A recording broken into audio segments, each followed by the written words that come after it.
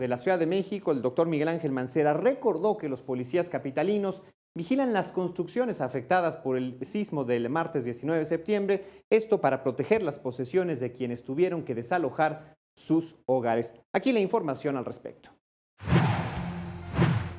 La Secretaría de Seguridad Pública de la Ciudad de México mantiene vigilancia permanente en aquellos inmuebles que fueron desalojados por los daños severos que sufrieron tras el sismo del 19 de septiembre.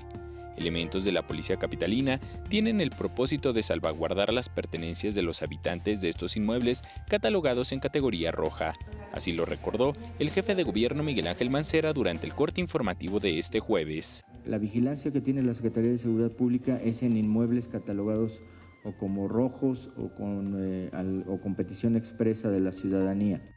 En cuanto a los 51 inmuebles colapsados que señala la diputada local, Dunia Ludlow, fueron afectados por el sismo del 19 de septiembre, Mancera Espinosa reiteró que el registro realizado desde el gobierno es de 38. No hay ninguna duda en el gobierno, no tenemos ninguna cifra enfrentada con nadie.